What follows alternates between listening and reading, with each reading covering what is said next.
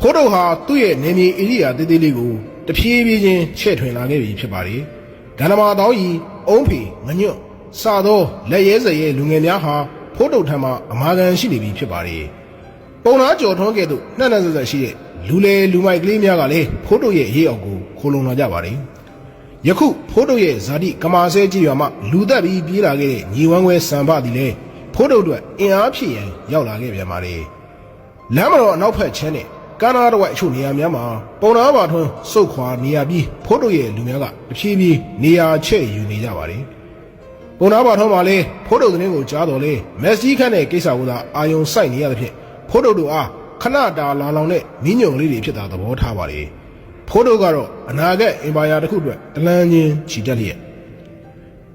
တိတ်ဆိတ်ချင်းဟာအမောင်လူထဲမှာမင်းမှုနေပါတယ်။ကျမနိုင်စိတ်ကန်းတစ်လျှောက်ရန်ကုန်မြစ်ဖက်စီမှပဲ့ကြိတ်တန်ကလေးများဟိုတစ်ချက်ဒီတစ်ချက်ကြားနေရပါတယ်။ထီရန်စိတ်ကန်းဘက်ကိုကတ်လာတဲ့ငှက်တံမှန်ပေါ်ကလူနှစ်ယောက်ဆင်းလာပါတယ်။တဦးကအရက်9ပေရှစ်လက်မှကကရုံးစရောင်နဲ့ချက်ချက်ရဲရဲတဦးကတုတ်တုတ်ခိုင်ခိုင်ဂင်ဒိုလိုနဲ့ခေါင်းပေါင်းပေါင်းထားပါတယ်။စိတ်ကန်းမှာစိုက်ထားတဲ့တံမှန်များရဲ့အလင်းရောင်ကိုလွန်လာတဲ့လမ်းမဘက်စီမှာမှောင်မဲနေပါတယ်။နောင်ကြီးတို့ဘယ်ကပြန်လာကြတာလဲ။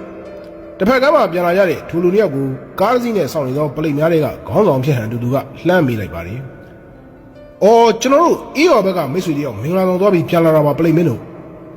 ကလုံးစရောနဲ့လူကရိုးရိုးသေးသေးပြန်ပြေးပါတယ်။ပလိတ်သားနှစ်ယောက်ကဂင်ဒိုလိုလူငယ်ထံတိုးကပ်သွားပါတယ်။ဒါနဲ့ဖိုးတို့ဆိုတာမင်းလား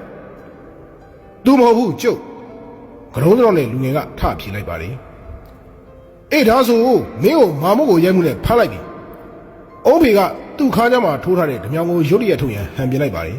။အုံးဖေမလုံးနဲ့စေးအေးထားဖိုးတုတ်တားလိုက်သဖြင့်အုံးဖေကမူမပြတ်ပြန်နေလိုက်ပါတယ်။ခင်ဗျားတို့ဘယ်ကက်ကလဲ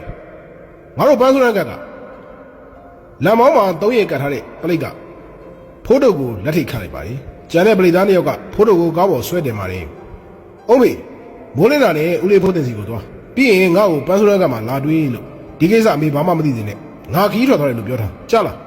ကားကဝေါကနေမောင်းထွက်သွားပါတယ်။အုံးဖေလည်းလမ်းမတော်ဘက်စီတို့ခတ်တုတ်တုတ်ရှောက်သွားပါတယ်။